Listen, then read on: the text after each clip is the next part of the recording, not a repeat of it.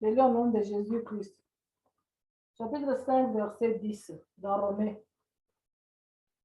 Car si lorsque nous étions ennemis, nous avons été réconciliés avec Dieu par la mort de son Fils, à plus forte raison, étant réconciliés, serons-nous sauvés par sa vie. Amen. Amen. Alors que nous étions ses ennemis, Dieu nous a réconciliés avec lui par la mort de son Fils. À plus forte raison, maintenant que nous sommes réconciliés, serons-nous sauvés par sa vie. Alors que nous étions ses ennemis. C'est ce que l'apôtre Paul dit. Alors que nous étions ennemis de Dieu, Dieu nous a réconciliés par la mort de son Fils avec lui-même. À plus forte raison maintenant que nous sommes réconciliés, serons-nous sauvés par sa vie. Peuple de Dieu, nous étions ennemis. Le péché nous a séparés de Dieu. L'iniquité nous a séparés de Dieu. Mais Dieu lui-même nous a réconciliés avec lui au travers de la mort de son Fils. Il fallait que quelqu'un meure. Mais ce quelqu'un-là, c'était qui? C'était Jésus-Christ. Pour le salut de tout le monde. Il fallait qu'il y ait un sacrifice suprême pour que tout le monde ne périsse point, pour que tout le monde ne soit point sous la condamnation. Mais qui devait porter ce sacrifice-là? C'était Jésus, Jésus de Nazareth. Il est venu mourir à la croix afin de te réconcilier avec Dieu. Parce que la Bible dit ceci, que sans effusion de sang, il n'y a pas de pardon de péché. Autrefois, sous la loi, c'était le sacrifice de veau, c'était le sacrifice de brebis, c'était le sacrifice d'agneau. Mais la Bible dit que Dieu n'avait pas pris plaisir de ces choses. Il a formé un corps à son Fils et il l'a fait entrer dans le monde.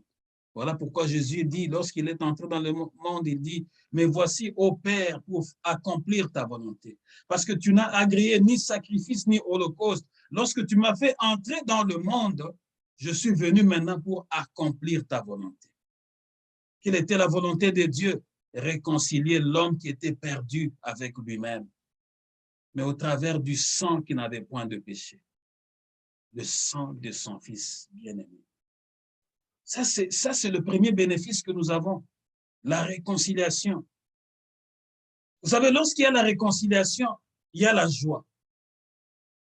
Lorsqu'il y a la réconciliation, il y a l'assurance qu'il n'y aura pas de trouble. Regarde même lorsque les nations sont en guerre. Quel est l'objectif des Nations Unies? C'est de réconcilier les nations, les deux nations qui sont en guerre. Comme aujourd'hui, il y a la guerre entre la Russie et l'Ukraine.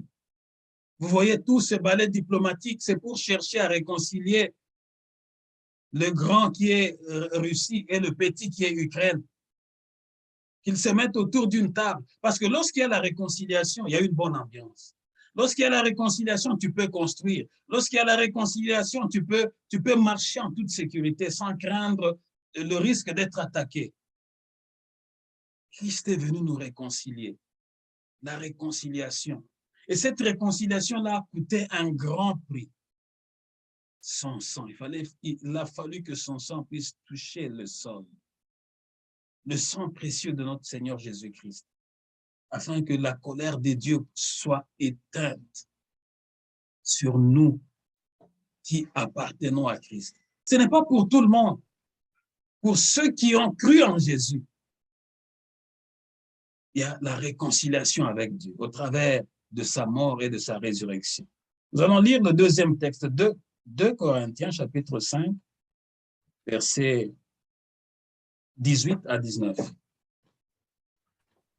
2 Corinthiens, chapitre 5, versets 18 à 19. 2 Corinthiens, chapitre 5, versets 18 à 19. Je lis au nom de Jésus-Christ. Amen. Et tout cela vient de Dieu qui nous a réconciliés avec lui par Christ et qui nous a donné le ministère de la réconciliation. Il fallait que je commence 18 à 19. Hein? 18 à 19, oui. OK. Car Dieu était en Christ, réconciliant le monde avec lui-même, en n'imputant point aux hommes leurs offenses, et il a mis en nous la parole de la réconciliation. Amen. Amen. Tout cela est l'œuvre de Dieu qui nous a réconciliés avec lui par le Christ et qui nous a confié le ministère de la réconciliation. En effet, Dieu était en Christ, réconcilia les hommes avec lui-même, sans tenir compte de leurs fautes. Et il a fait de nous les dépositaires du message de la réconciliation. Tout cela était en Dieu. C'est-à-dire que lorsque l'homme est tombé dans le jardin d'Éden, lorsque l'homme était déchu, lorsque le diable, le serpent ancien avait corrompu l'intelligence de l'homme, en Dieu, il y avait déjà un plan de la réconciliation. Pourquoi? Parce que l'homme s'était rébellé. Et Dieu avait chassé l'homme de sa présence. Voilà pourquoi lorsque Adam et Ève sont tombés, la Bible dit que Dieu les a fait partir du jardin d'Éden et les chérubins sont restés là avec des épées flamboyantes pour garder ce jardin la nuit et jour. L'homme était sous la rébellion à cause de la désobéissance. Mais en Dieu, il y avait déjà le processus de la réconciliation. Voilà pourquoi lorsque Dieu a demandé à Adam, où es-tu? Adam avait honte de se présenter parce qu'il dit, je suis nu. Mais Dieu avait vu qu'Adam était nu. Mais Dieu avait fait la préfiguration de ce que Christ allait faire pour nous aujourd'hui. La Bible dit que Dieu lui-même l'avait couvert, il avait sacrifié, il a couvert Adam. Le sang avait coulé ce jour-là aussi. Mais c'était seulement le symbole de ce que nous allons vivre, afin d'éteindre cette colère qui pesait, qui subsistait sur l'homme. Tout cela était en Dieu.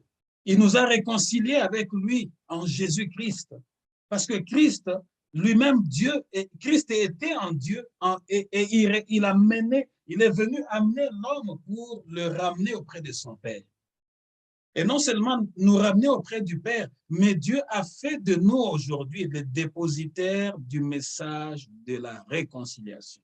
C'est ce qui est écrit dans le verset 19. La Bible dit ceci.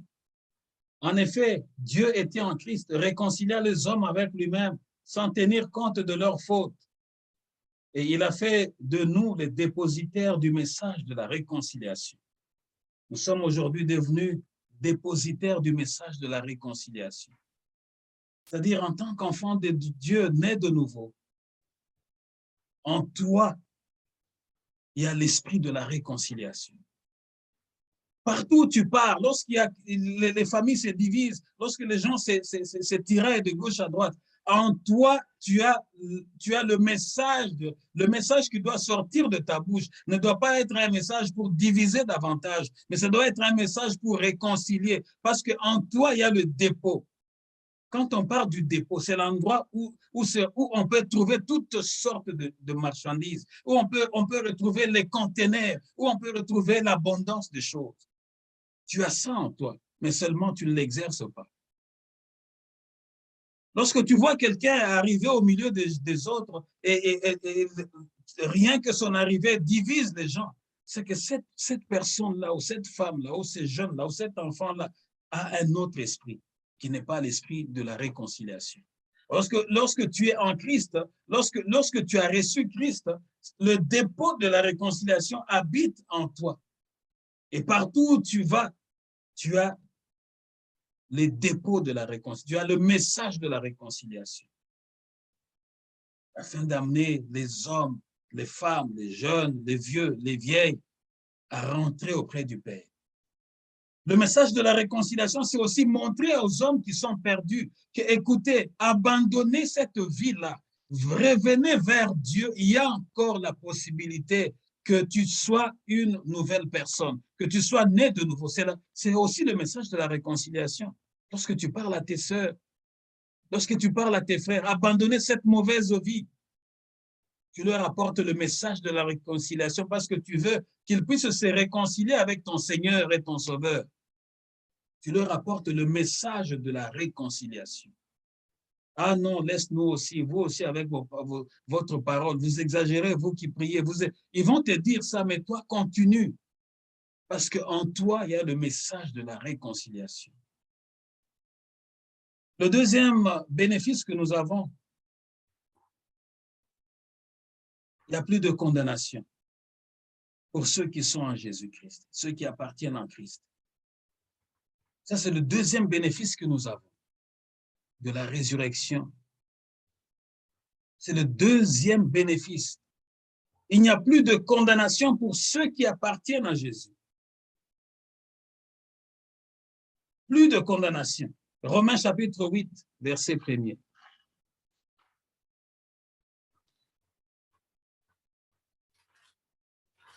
Romains chapitre 8, le verset 1er, je lis au nom de Jésus-Christ. Il n'y a donc maintenant aucune condamnation pour ceux qui sont en Jésus-Christ. Amen. Maintenant donc, il n'y a plus de condamnation pour ceux qui sont unis à Jésus-Christ. Pas pour tout le monde, mais pour ceux qui sont unis à Jésus-Christ. L'unité avec Jésus-Christ vient et commence quand? L'unité avec Jésus-Christ vient lorsque tu donnes ta vie à Jésus.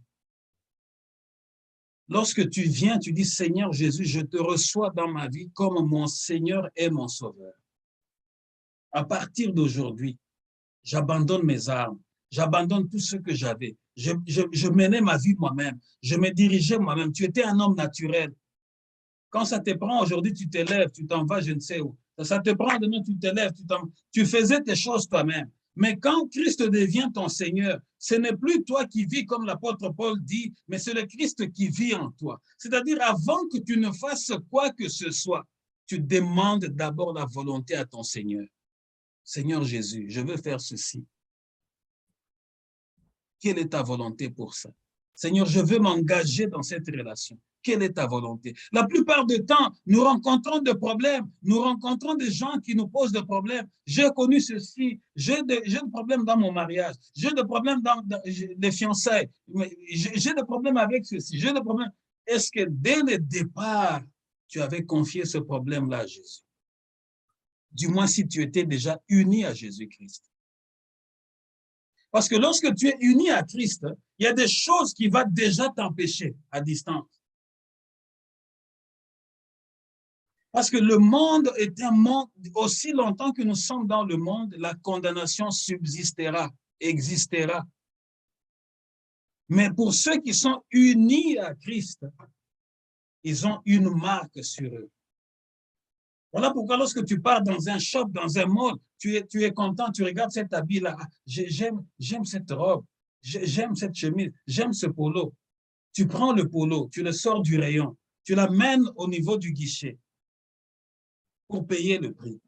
Et lorsque tu viens là, celui qui est au guichet, il prend le polo que toi tu as choisi de tout ton cœur, tu as aimé de tout ton cœur, tu as apprécié, et tu dis que ça fit avec mon corps. Qu'est-ce qu'il va faire? Il va passer son appareil sur le tag. Ça va sonner, ça va donner le prix réel de cet article que tu as pris. Mais lorsque tu es uni à Christ, tu as aussi le tag sur toi. Le symbole de Christ va être sur toi. Voilà pourquoi vous voyez, lorsque vous vous rencontrez, même vous pouvez être en famille, vous pouvez être dans des réunions de famille, dans des fêtes de famille. Vous allez voir que ceux qui sont unis à Christ, ils ont leur façon d'être. Ils ne forcent pas, tu vas juste voir, ils ont leur façon d'être. Ils ne se pressent pas, ils ne veulent pas hausser le ton, ils ne veulent pas se faire remarquer. Ils ont leur façon d'être. Pourquoi? Parce qu'ils ont le tag. Ils peuvent être au milieu de plusieurs personnes, mais ils seront toujours remarqués. Pourquoi? Parce qu'ils ont le tag. Ils ne vont pas juste faire le bruit. Moi, je prie beaucoup. Moi, je me réveille à 4 heures. Non, il n'a pas besoin de faire tout ce bruit-là. mais il y a le tag. C'est ce tag-là qui fait que même les hommes du monde disent que toi, tu n'es pas comme tout le monde. Mais qu'est-ce qui fait qu'ils disent que toi, tu n'es pas comme tout le monde? C'est parce que spirituellement parlant, ils voient quelque chose, ils ressentent, tu dégages quelque chose en toi. Ça ne s'efforce pas. Mais les gens qui sont des hommes naturels, qui sont même dans nos familles, qui sont nos sœurs, de même famille, de même père, ils vont dire, mais qu'est-ce qu'ils veulent? Lui aussi, quand il vient au milieu des gens, c'est comme si, hein, en Swahili, on dit, « Ekonamajivuno ». Il se vante. Non, tu ne te vantes pas.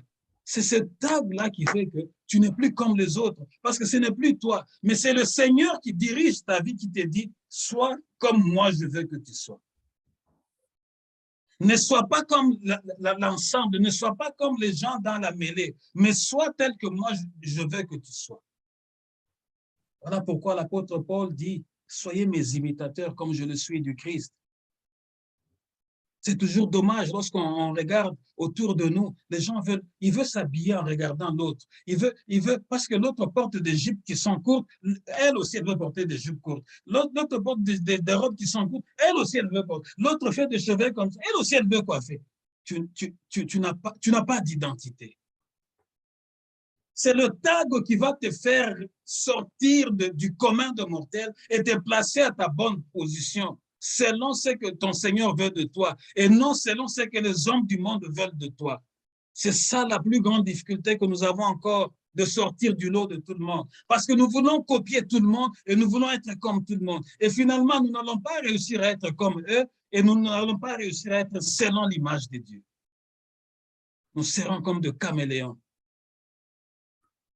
Le troisième bénéfice que nous avons, c'est que nous sommes plus que vainqueurs.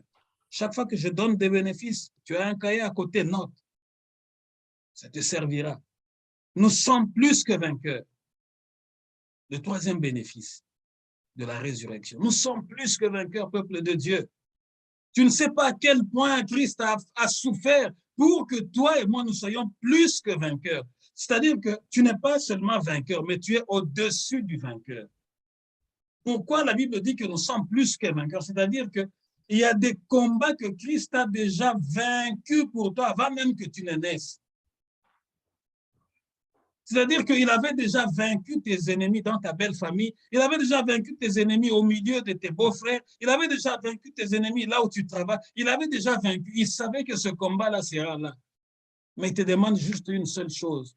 N'aie pas peur. Parce que tu es juste plus que vainqueur. Nous sommes plus que vainqueurs. Romains chapitre 8, verset 37. 37 bien 32, pasteur. Romains 8, 37. Romains chapitre 8, verset 37. J'ai lu au nom de Jésus-Christ. Mais dans toutes ces choses, nous sommes plus que vainqueurs par celui qui nous a aimés. Amen. Amen. Nous lisons ces bénéfices et nous les lisons dans la parole de Dieu. Comme un peu les chrétiens des Bérets, la Bible dit, lorsqu'on leur parlait, ils allaient vérifier dans les Écritures pour voir si ce qu'on leur disait était dans la parole ou non. C'est ça l'avantage de notre assemblée. Nous ne parlons pas pour parler, nous parlons, mais nous allons voir là-bas. Je me rappelle un certain jour, quand je venais d'arriver encore ici au Canada, il y a une des sœurs qui prie. Et au Congo, elle a évolué dans la même assemblée que Maman Média. Elle est venue pour me saluer. Et on commençait à parler. Elle dit, ah, mais pasteur, tu vas commencer le travail. Je dis, oui, je vais commencer le travail de Dieu. Bon, j'ai vu dans son regard des questionnements parce que, tu sais, tu vas commencer le travail de Dieu avec qui et comment, tout ça. Mais après, pendant qu'on mangeait avec elle, à table, elle dira, moi, j'évolue dans une assemblée, il y a une maman pasteur, mais je constate qu'elle nous ment dans ce qu'elle dit. Elle dit des choses, quand tu regardes dans la parole de Dieu, tu ne retrouves pas des choses qu'elle est en train de dire. À chaque fois, quand nous restons dans les réunions, je dis, mais non, ce n'est pas ça. Regarde, c'est ça, parce qu'elle est quand même mûre dans la parole. Mais dommage qu'elle n'a pas quitté cette assemblée-là. Tu constates qu'on est en train de te mentir. Tu vérifies dans les Écritures, tu ne trouves pas ce qu'on te dit, mais tu restes là. Et j'ai compris par après, il y a aussi l'envoûtement. Il faut faire attention aux endroits que vous visitez. Tu peux aller, tu étais venu sain, tu étais venu sain et sauf, Mais l'atmosphère de l'envoûtement t'a envoûté tellement que tu ne peux plus reculer. C'est comme la sorcellerie, tu ne peux plus sortir. Tu ne peux plus sortir parce que tu es sous l'emprise de cet esprit-là, ce géant-là. Tu es sous l'emprise du géant. Il dit, je constate, pasteur, qu'elle est en train de mentir. Qu'elle dit des choses qui ne sont pas dans la Bible, mais elle est en train de les dire devant tout le monde. Mais elle est là. Pourquoi? Envoûtée. Peuple de Dieu, nous avons la grâce que je vous communique des choses que vous pouvez voir noir sur blanc dans votre propre Bible, à la maison là où vous êtes, aux États-Unis, n'importe où. Je n'invente rien, je viens seulement avec la grâce de Dieu, il me donne le message. Il me fait parcourir la Bible, c'est de la grâce que j'ai. Moi, je reçois d'abord par le Saint-Esprit, je reçois, ça sonne dans mon esprit. Le thème peut venir, mais je n'ai pas tous les versets ici. Mais je rentre dans la prière, Seigneur, j'ai reçu le thème et je vais le retrouver comment? Par la grâce de Dieu, le Saint-Esprit va commencer à me faire balader dans toute la Bible. Voilà pourquoi je sais là où je me tiens. Lorsque des fois je regarde les gens, je dis, c'est parce que les gens sont seulement remplis d'orgueil. Mais nous avons la grâce, chaque dimanche, nous parcourons la parole et nous voyons de nos yeux que c'est ce qui est écrit dans la parole. Mais moi, je fais ma part, je ne viendrai pas te forcer. Mais seulement un jour, sache que le jugement est là. On te posera des questions. N'as-tu pas entendu parler de ces choses pendant que tu étais encore en vie? Tu risques de dire, comme les riches qui étaient avec le pauvre Lazare, Seigneur, moi j'ai déjà raté. Envoie même tes anges d'aller parler à ma famille, ça sera tard. En tout ça, la Bible dit ceci, mais dans tout cela, nous sommes plus que vainqueurs par celui qui nous a aimés. Dans tout ça, c'est quoi? Dans tout ce combat-là que tu es en train de vivre maintenant, dans toute cette crise-là, dans toute cette situation-là, dans toute cette incompréhension-là, dans tout ce que tu ne comprends pas dans ta maison, tu fais des choses, mais ça ne marche pas. Deux fois, vous avez l'argent, mais l'argent sort comme ça. Deux fois, de ci ou de cela. Deux fois, tu sens en toi que la voix de Dieu te parle. À genoux, toi, entre dans la prière. C'est pour que tu saches que tu es plus que vainqueur. Le combat, là, n'est pas ton combat. C'est le combat de Dieu. Mais toi, sache seulement que tu es plus que vainqueur. Tu sortiras de là victorieuse, victorieux, afin que ta vie devienne un témoignage. Le quatrième bénéfice, c'est l'espérance de la gloire. Lorsque Christ nous a réconciliés avec son Père, lorsque Christ a enlevé la condamnation, lorsque Christ nous a donné la victoire, mais nous donne aussi une espérance. La foi, c'est l'espérance. Voilà pourquoi tu verras que les enfants de Dieu qui sont affermis dans la parole, ils sont toujours calmes. Pourquoi? Ils ont l'espérance. La Bible dit que ton espérance ne sera jamais déçue. L'espérance de la gloire. Colossiens chapitre 1er, verset 27.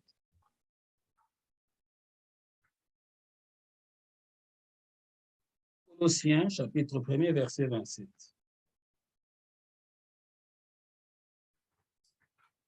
Colossiens, chapitre 1er. Verset 27. 1 à 7. Non, verset 27.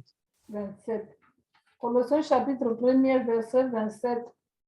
Je lis au nom de Jésus-Christ.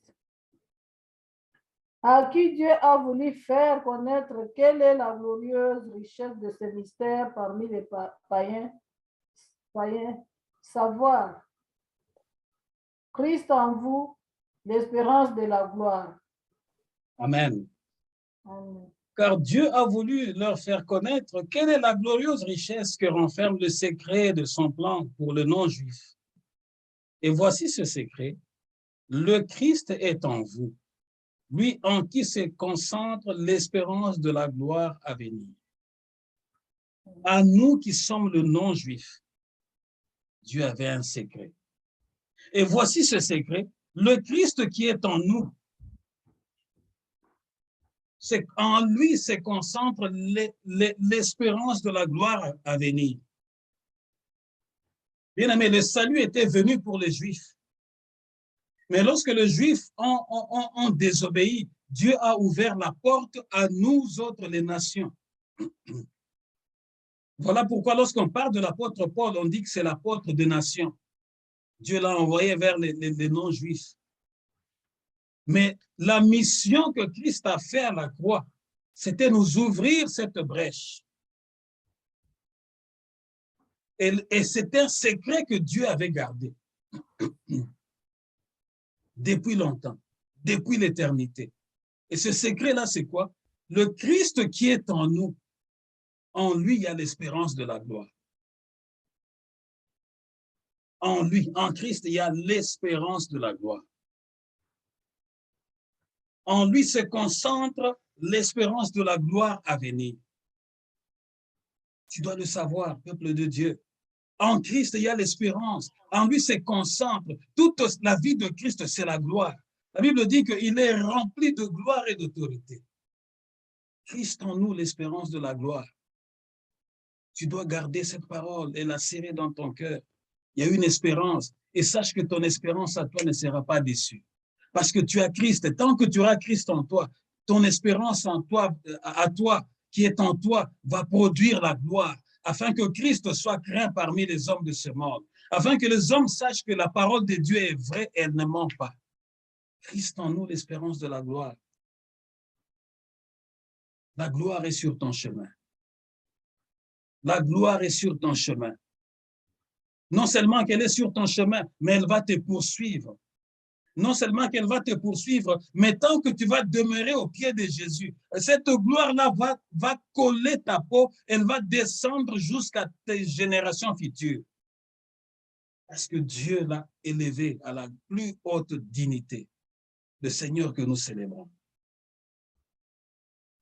Le cinquième bénéfice, c'est que nous sommes déclarés justes par la grâce. Le cinquième bénéfice de la résurrection, nous sommes déclarés justes par la grâce. Vous voyez le travail que Jésus a fait à la croix. Nous sommes déclarés maintenant justes devant le Père par la grâce. Éphésiens chapitre 2, versets 8 à 9.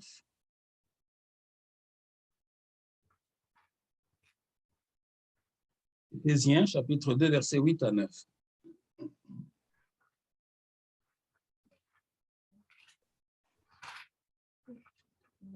Chapitre 2. Éphésiens chapitre 2, versets 8 à 9. 8 à 9. Je lis au nom de Jésus-Christ. Car c'est par la grâce que vous êtes sauvés par le moyen de la foi. Et cela ne vient pas de vous, c'est le don de Dieu. Ce n'est point par les œuvres afin que personne ne se glorifie. Amen. Car c'est par la grâce que vous êtes sauvés, par le moyen de la foi. Cela ne vient pas de vous, c'est un don de Dieu. Ce n'est pas le fruit d'œuvres que vous auriez accompli. Personne n'a donc des raisons de se vanter. Ce ne sont pas les œuvres qui vont te sauver. Ce ne sont pas les œuvres qui vont t'envoyer au ciel. Ah non, je vais faire ceci, je vais aller laver le pied des pauvres, je vais aller... Tout ça, c'est la religion. Nous avons été sauvés par la grâce, au moyen de notre foi. Le jour où tu acceptes que Jésus-Christ est Seigneur, qu'il est réellement mort à la croix pour toi, il a souffert le péché, il a souffert les injures, il a souffert le mépris pour toi. Au moyen de la foi, tu es sauvé. Ce ne sont pas nos œuvres qui vont nous qualifier pour entrer, pour aller rencontrer Dieu. Sinon, Dieu ne nous aurait pas donné Jésus-Christ pour nous réconcilier. Il n'y a pas 1000 chemins pour aller au ciel, peuple de Dieu. Comme il y a certains messages ou un évangile qui dit tous les chemins vont mener vers Dieu. C'est faux. Il n'y a qu'un seul chemin qui mène vers Dieu, c'est le chemin de Jésus. C'est lui seul qui a inauguré ce chemin de la vie. Et c'est lui qui nous a ouvert ce chemin. Et c'est lui qui nous a rendus capables aujourd'hui d'être appelés enfants, filles de Dieu, fils de Dieu, ou par la grâce. Ce n'est pas par nos œuvres. Ce n'est pas par le sadaka comme le font les musulmans. Ils vont acheter beaucoup de choses, ils vont les distribuer, ils vont faire... Non, c'est par la grâce. Sinon, ceux qui sont pauvres, qui n'ont pas le moyen pour acheter tous ces sadaka, qu'est-ce qu'ils vont faire? Ils ne vont pas entrer au ciel. Voilà pourquoi Dieu a voulu rendre ça conforme. Je me rappelle quand nous étions, nous autres enfants, à notre époque, à l'école, l'État avait imposé les uniformes bleu-blanc. Au Katanga, là-bas où nous étions, c'était kaki et blanc. Pourquoi? Et l'enfant du colonel, et l'enfant du général, et l'enfant de la sentinelle, et l'enfant de celui qui balaye à l'extérieur, et l'enfant du magistrat, et l'enfant kaki et blanc. Et même à l'école primaire, c'était encore plus fort au Katanga là-bas, c'était la culotte kaki et la chemise blanche. Tes genoux devraient être dehors. Et on te disait, il faut faire un effort pour arriver au CO à l'époque, au secondaire, pour porter le pantalon. C'est-à-dire que tout le monde était égaux.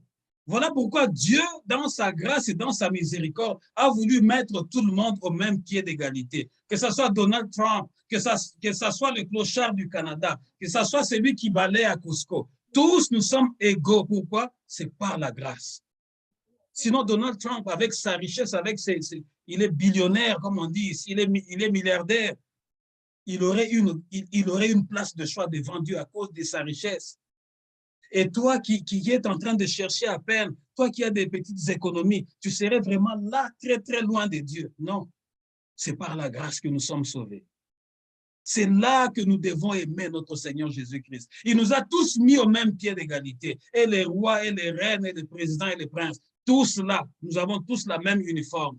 Le jour où la reine accepte Jésus, elle porte l'uniforme. Donald Trump, comme il croit en Jésus, lui aussi il a son uniforme. Et toi qui es ici au Canada, aux États-Unis, tu as aussi l'uniforme. Tous nous sommes là, au même pied. Ce ne sont pas nos œuvres. C'est ça encore notre bénéfice qui nous donne l'assurance et la joie de servir ces grands dieux-là.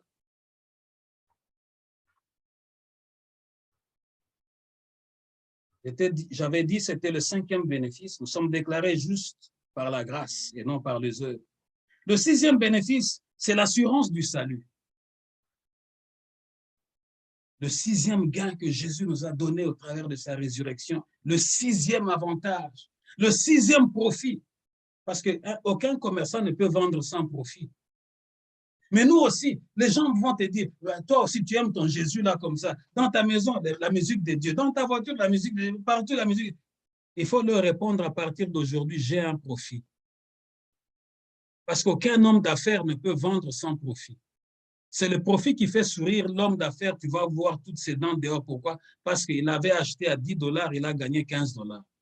Mais nous, aujourd'hui, nous gagnons plus parce qu'il y a eu quelqu'un qui a fait ce travail-là à ta place. Jésus a fait ce job-là à ta place. La souffrance à la croix, qui pouvait contenir cette souffrance-là? Vois seulement lorsque tu pars chez les médecins, on veut te prélever le sang, on te pique seulement la petite aiguille, là tu vas bouger tout le corps.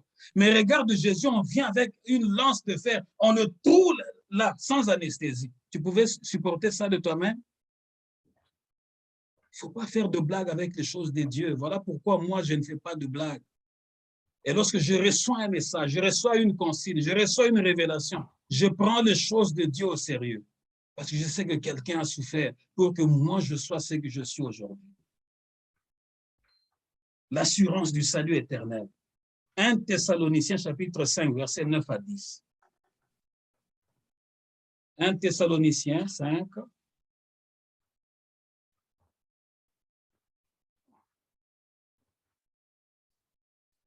« 5, 9 à 10. » Chapitre 5. Hein? Oui. 1 Thessaloniciens, chapitre 5, verset 9 à 10. Je lis au nom de Jésus-Christ. Car Dieu ne nous a pas destinés à la colère, mais à l'acquisition du salut par notre Seigneur Jésus-Christ, qui est mort pour nous, afin que, soit que nous veillions, soit que nous dormions, nous vivions ensemble avec lui. Amen.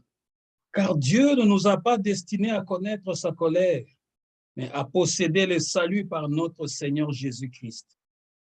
Il est mort pour nous, afin que vivants ou morts, nous entrions ensemble avec lui dans la vie. Très important. Dieu ne nous avait pas destinés à subir sa colère. Dieu nous avait destinés à être dans sa joie, dans son repos. Voilà pourquoi il nous a donné le Seigneur Jésus-Christ. C'est par lui que nous possédons les saluts que nous avons. Quand on parle du salut, c'est la délivrance. Ça dit que nous étions déjà des condamnés à mort. Mais quelqu'un est venu dire, regarde, ne les mettez pas sur la chaise électrique. Regarde, ne les fusillez pas, fusillez-moi. C'est au travers du Christ que nous avons reçu le salut, que nous avons reçu le billet d'aller auprès du Père. Parce que nous n'étions pas qualifiés. Il a subi la mort pour nous, afin que nous puissions entrer ensemble avec lui dans la vie. Oui, Jésus a subi la mort. Que nous soyons en vie telle que nous sommes là, ou que nous soyons morts, mais nous savons que nous possédons la vie. Voilà pourquoi Christ pouvait dire, c'est lui qui croit en moi et qui vit ne mourra point. Et même s'il meurt, il aura la vie. C'est-à-dire que même si ce corps, parce que la Bible dit que ce corps ici, ce n'est qu'un temple, ce n'est qu'un vase d'argile. À un moment donné, Dieu a pris son esprit et l'a prêté dans ce corps. Donc, ton corps là, tel que tu es là, Sandra Chilling, ton corps là, c'est juste une adresse que Dieu a placé le Saint-Esprit dedans. Et le Saint-Esprit que Dieu a placé dedans, dans cette adresse-là de Sandra Chilling, donc c'est ton corps là, c'est ton physique là, c'est une adresse. Dieu a juste pris son esprit, il a mis dedans, il a pris une âme, il a mis dedans, et tu fonctionnes. Mais c'est pour un délai. Et quand le délai que Dieu a donné, c'est ça, c'est le jour où on parle de la mort. Quand ce délai-là va arriver, le jour où Dieu a dit non, j'avais prêté cet esprit, j'avais prêté mon esprit dans cet emballage ici pour 80 ans, pour 100 ans.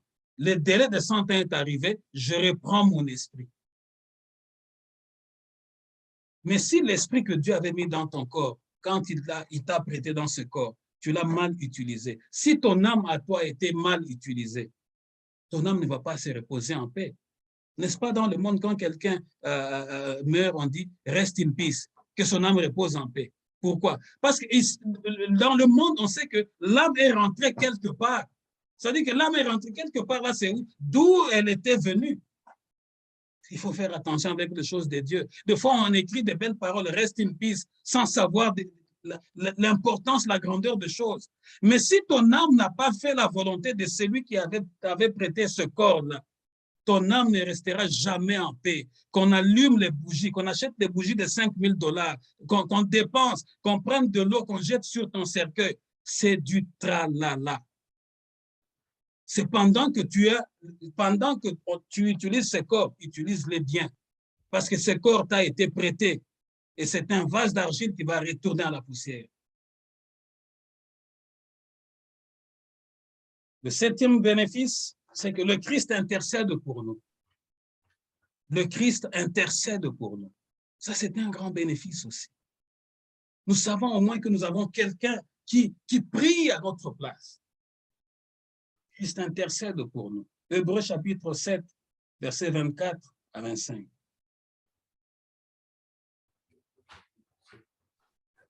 Hébreux chapitre 7,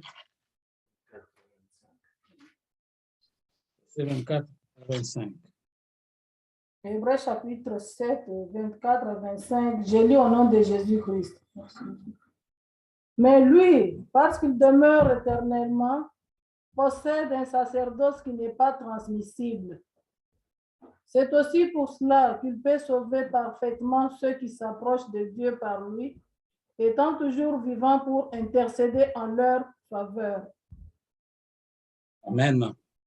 Amen. Mais Jésus, lui, parce qu'il demeure éternellement, possède le sacerdoce perpétuel. Voilà pourquoi il est en mesure de sauver parfaitement ceux qui s'approchent de Dieu par lui, puisqu'il est toujours vivant pour intercéder en leur faveur auprès de Dieu. Ah non, Saint-Pierre, prie pour nous les pauvres pécheurs. Ah, Saint-Martin, prie pour nous. Ils sont déjà morts, ils se reposent. Il n'y a qu'un seul qui est vivant et qui intercède pour nous, qui intercède en faveur de nous. C'est Jésus. La Bible ne dit pas Saint-Pierre, prie pour nous, pauvres pécheurs. La Bible ne dit pas Sainte Agnès, prie pour nous, pauvres. Non, la Bible dit il n'y a que Jésus qui est vivant et qui intercède pour nous. Faites attention, la religion a aveuglé les professeurs d'université, même ceux qui ont fait les sciences électroniques, mais c'est simplement l'envoûtement et l'aveuglement. Ce n'est pas ce qui est écrit dans la parole de Dieu. Jésus demeure éternellement. Il possède un sacerdoce éternel. Il y a beaucoup à dire là-dessus. Ça peut même faire l'objet d'un enseignement ici. La Bible dit que nous autres ici, comme moi en tant que pasteur, les apôtres, les docteurs dans la parole, et ainsi de suite, et même le prêtre Aaron qui était avec Moïse, notre mandat à nous est limité parce que nous sommes des hommes de chair et de sang. Nous allons mourir et après nous, il y aura d'autres prédicateurs. Mais il n'y a qu'un seul sur qui Dieu avait prêté un serment, c'est sur Jésus-Christ. Il dit que toi, ta vie à toi est éternelle. Ton sacerdoce à toi est éternel. Ta prêtrise à toi est éternelle. Dieu n'a prêté serment que sur son Fils. Voilà pourquoi nous autres qui sommes pasteurs, tu vas voir, on part au dé du pasteur tel, nous partons au dé du bishop tel, oui, parce que son temps, lui, est arrivé, il doit retourner auprès du Père. Mais Jésus-Christ, il est mort une fois, il ne mourra plus jamais, il demeure vivant pour l'éternité. Et son sacerdoce à lui, sa prêtrise à lui est éternelle. Voilà pourquoi il est vivant pour intercéder pour toi, pour que tu n'abandonnes pas, pour que tu ne te fatigues pas. Il est vivant, il intercède pour ta famille, pour tes enfants, pour tes petits-enfants. Il y a beaucoup à dire là-dessus. Le 8e bénéfice, nous sommes associés par Dieu au cortège triomphal de Jésus-Christ. Nous sommes associés par Dieu au cortège triomphal de Jésus-Christ. Oui, nous sommes associés au cortège de la victoire de Jésus-Christ. 2 Corinthiens chapitre 2, verset 14. Nous sommes associés par Dieu au cortège triomphal de son Fils Jésus-Christ. 2 Corinthiens chapitre 2, verset 14. 2 Corinthiens. Chapitre 2, verset 14.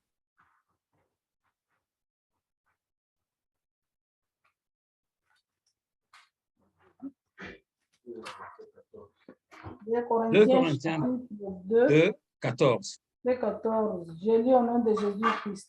Amen. Grâce soit rendue à Dieu qui nous fait toujours triompher en Christ et qui répand par nous en tout lieu l'odeur de sa connaissance. Amen. Je ne puis que remercier Dieu. Il nous associe toujours au cortège triomphal du Christ. Par notre union avec lui, il se sert de nous pour répandre en tout lieu comme un parfum la connaissance du Christ. Lorsque tu es uni au Christ, Dieu t'associe au cortège triomphal du Christ. C'est-à-dire, c'est comme l'âne sur lequel Christ était monté. Lorsqu'on acclamait Christ, on acclamait indirectement l'âne. C'est-à-dire que lorsque tu es associé à Jésus-Christ par sa résurrection et sa victoire sur la mort, lorsqu'on célèbre Christ, Dieu te fait entrer dans cette victoire de Jésus-Christ indirectement. Parce que ce n'est pas toi qui es allé mourir à la croix, c'est Christ qui est allé mourir à ta place. C'est-à-dire que sa victoire à lui devient ta victoire aussi. Et Dieu fait de toi une odeur, un parfum de bonne odeur. Partout où tu pars, tu répands la bonne odeur. C'est très important. Si tu regardes au verset 15 jusqu'au verset 16 en bas, tu vas voir qu'il y a aussi la mauvaise odeur. Restez lire ça à la maison. Il y a aussi la mauvaise odeur. Lorsqu'on parle de la bonne odeur que les enfants de Dieu dégagent, c'est-à-dire que la mauvaise odeur, c'est l'odeur de ceux qui sont envoûtés, de ceux qui sont dans la magie, de ceux qui sont dans les choses qui ne glorifient pas Dieu. Ils dégagent la mauvaise odeur. Ce n'est pas moi qui le dis, c'est là continue vers le bas, tu vas trouver ce que je te dis là. Voilà pourquoi deux fois quand Dieu, pas deux fois, quand Dieu prend son serviteur, quand Dieu te retire du monde, il commence à te retirer de beaucoup de fréquentation. Pourquoi? Parce qu'il ne veut pas que tu t'associes avec la mauvaise odeur. Qui voudra habiter à côté d'une poubelle? Qui voudra habiter à côté d'une fosse septique? Tu ne voudras pas. Mais quand tu es en Christ, tu deviens la bonne odeur pour répandre la connaissance du Christ. Le 9e bénéfice, le miracle accompagne ceux qui ont cru en Jésus-Christ. Le miracle accompagne ceux qui ont cru en Jésus-Christ. Marc chapitre 16, verset 17. Le miracle accompagne ceux qui ont cru en Jésus-Christ. Marc 16, 17. Le miracle accompagne ceux qui ont cru en Jésus-Christ. Marc 16, 17. Marc 16, verset 17. Je lis au nom de Jésus-Christ. Voici les miracles qui accompagneront ceux qui auront cru. En mon nom, ils chasseront les démons. Ils parleront de nouvelles langues. Amen. Il le dit ceci. Voici le signe miraculeux qui accompagneront ceux qui auront cru en mon nom. Ils chasseront des démons. Ils parleront de langues nouvelles. Ne soyez pas étonnés quand tu entends quelqu'un prier dans une langue que tu ne comprends pas. C'est Jésus qui l'a dit. C'est là, tu le lis dans ta Bible. Le parler en langue est biblique et spirituel. Jésus dit, le miracle vont accompagner ceux qui croient en moi. C'est un bénéfice, c'est un profit pour toi. Ne sois pas étonné que ton enfant commence à parler en langue. Ne sois pas étonné que ton enfant, quand il prie, les autres sont guéris. Les miracles accompagnent ceux qui ont cru en Jésus. C'est un bénéfice, c'est un profit que nous avons. Ce n'est pas la magie. Les gens qui pensent que c'est de la magie, c'est parce qu'ils sont dans l'occultisme. Ils pensent que Dieu n'est pas capable de transformer l'homme. Ils pensent que Dieu n'est pas capable de relever quelqu'un de la maladie. Mais Dieu qui a créé l'homme, il connaît quel est le corps de l'homme. Il peut te toucher là où le médecin ne peut pas toucher. Le miracle continue d'accompagner ceux qui ont cru en Jésus. Le 10e bénéfice, c'est que Jésus est notre frère aîné. Oui, je vous annonce, Jésus est notre frère aîné. J'annonce à tout un chacun d'entre nous aujourd'hui, lorsque tu te sens seul, appelle Jésus Yahya, viens m'aider. Il est ton frère aîné. N'hésite pas, la Bible dit de lui qu'il est le premier-né de toute la création. Jésus est ton Yahya. Voilà pourquoi dans notre assemblée, lorsque nous nous réunissons ici, nous ne venons pas pour un homme, mais nous venons auprès de notre Yahya. Aujourd'hui, tu parleras à ton Yahya, tu vas déposer tes problèmes à ton Yahya. Regarde ceux qui ont un Yahya qui est ministre, qui est général, qui est président. Quand ils vont chez les Yahya, ils savent qu'ils ne vont pas rentrer les mains vides. Mais ça dépend de quelle façon tu perçois Jésus. Jésus est notre frère aîné. Colossiens chapitre 1er, verset 15. Colossiens chapitre 1er, verset 15.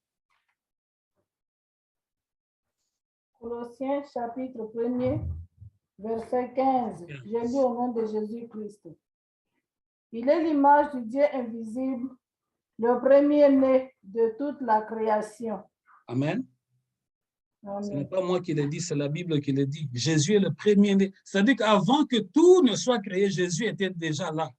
Voilà pourquoi un jour, lorsqu'il dit, il dit aux pharisiens, il dit, avant qu'Abraham ne soit, moi je suis. Il dit, mais tu n'as même pas 30 ans, tu n'as même pas 50 ans, tu veux dire quoi? Tu viens juste à peine de naître. Il dit, non, moi j'étais déjà là. C'est-à-dire que Jésus-Christ est même le frère aîné d'Abraham, qui est notre Père. Donc, je parle à quelqu'un aujourd'hui, Maman Julie, Jésus est ton aîné. Amen. Papa Félicien, Jésus est ton aîné, ton frère aîné. C'est-à-dire que lorsque tu le présentes, tu entres dans ton intimité avec Jésus, dis, Yahya, ces problèmes me dépassent, s'il te plaît, Yahya, viens m'aider. Je manque l'intelligence. Yahya, tu es mon frère aîné. Tu ne voudras pas me voir dans la honte, mon Yahya. Parle-lui avec des paroles concrètes et sincères. Il est le premier-né, il est notre frère aîné. Hébreux chapitre 2, verset 11. Nous allons terminer légèrement en retard, il ne reste pas beaucoup de choses. Hébreux chapitre 2, verset 11. Et puis, Hébreux chapitre 2, verset 11. Je lis au nom de Jésus-Christ. Amen. Car celui qui sanctifie et ceux qui sont sanctifiés sont tous issus d'un seul. C'est pourquoi il n'a pas honte de les appeler frères. Tu viens de le voir dans ta Bible. Quand je viens de dire que Jésus est notre frère aîné, tu viens de le lire.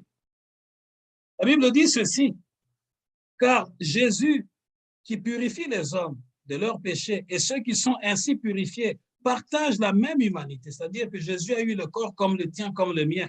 C'est pourquoi Jésus n'a pas honte de les appeler ses frères.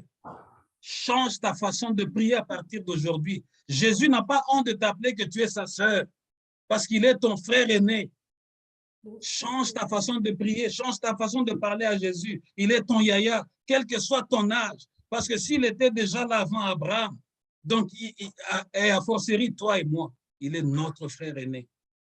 Change ta façon de parler à ton yaya. Jésus, le frère aîné. 11e bénéfice, Jésus a annulé l'acte qui établissait notre condamnation. Vous savez, le diable nous avait déjà condamnés. Je ne sais pas quel est le problème qui subsiste dans ta vie. Il y a des fardeaux qu'on t'a déjà fait porter avant même que tu ne naisses. Il y a des alliances que tes parents ont faites avant même que tu sois venu au monde. Il y a des choses qu'on te jette, comme au Congo, on appelle ça les mbassu. Il y a des choses qu'on jette, des mystiques qu'on jette. Mais la Bible dit que Jésus a annulé les actes qui établissaient notre condamnation. Colossiens chapitre 2, versets 14 à 15. Colossiens chapitre 2, versets 14 à 15. Colossiens chapitre 2, versets 14 à 15.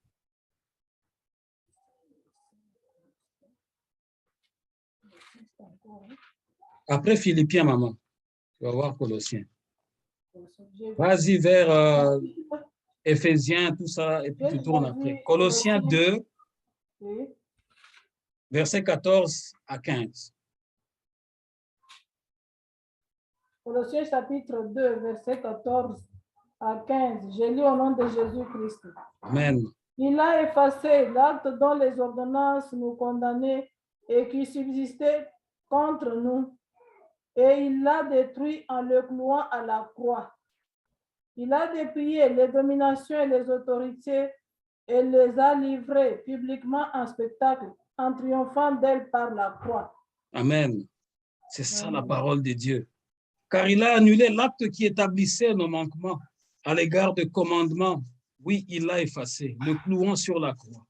Là, il a désarmé toute autorité, tout pouvoir, les donnant publiquement en spectacle quand il les a traînés dans son cortège triomphal après sa victoire à la croix. Le diable, les démons avaient déjà programmé des maladies, une condamnation sur ta vie, l'échec sur ta vie. Mais ce matin, je t'annonce que tu as un bénéfice. Jésus a déchiré cet acte-là. Jésus a déchiré tout ce qui pesait sur toi dans le monde spirituel. Non seulement qu'il a déchiré, mais il a même pris le diable, il a mis derrière lui, il dit, diable, suis-moi, continue, commence maintenant à m'acclamer. Pendant que Jésus-Christ marche dans son triomphe, le diable est en train d'acclamer la victoire parce que Jésus a vaincu. Il a arraché la couronne que le diable avait pour toi.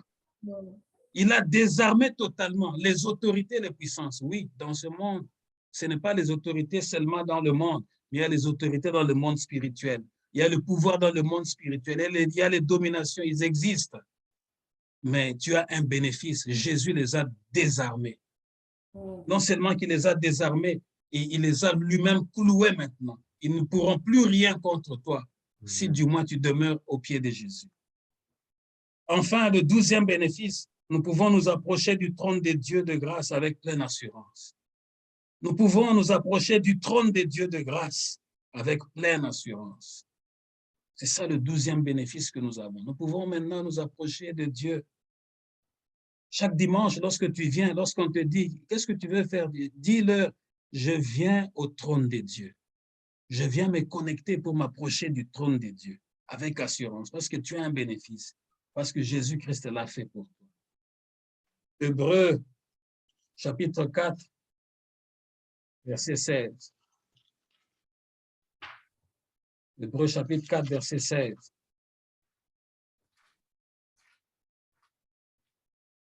Hébreux chapitre 4, verset 16, j'ai lu au nom de Jésus-Christ. Approchons-nous donc avec assurance du trône de la grâce, afin d'obtenir miséricorde et de trouver grâce pour être secourus dans nos besoins. Amen. Approchons-nous donc du trône du Dieu de grâce avec une pleine assurance. Là, Dieu nous accordera sa bonté et nous donnera sa grâce pour que nous soyons secourus au bon moment. Approche-toi avec sérénité, approche-toi avec confiance parce que quelqu'un t'a ouvert le chemin. Il s'appelle Jésus. Et Dieu va intervenir au bon moment. Vous savez, le bon moment de Dieu n'est pas le bon moment des hommes. Des fois, les hommes peuvent dire, ah oui, maintenant il peut avoir cette maison, maintenant il peut avoir cette voiture. Ça, c'est le moment des hommes. Mais le bon moment de Dieu n'est pas le bon moment des hommes. Pendant que les hommes sont en train de voir que maintenant tu es arrivé à l'étape où tu dois te marier, Dieu te voit encore en train d'attendre un peu parce qu'il est en train de chercher la meilleure pointure pour toi. Faites attention, ne vous précipitez pas. Approche-toi seulement du trône de Dieu avec beaucoup d'assurance. Pourquoi l'assurance? Parce que Yahya a déjà ouvert le chemin. Inclinons nos têtes dans la prière.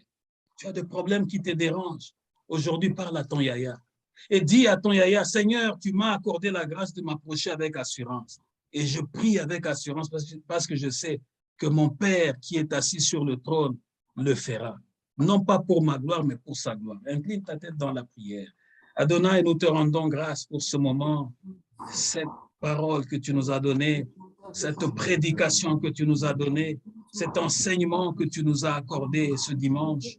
Nous voulons, Seigneur notre Dieu, te rendre grâce. Nous nous approchons avec assurance, Seigneur Dieu, parce que nous savons que tu as vaincu. Jésus, tu as cloué à la croix. Tu as cloué à la croix tous les actes qui condamnaient notre vie.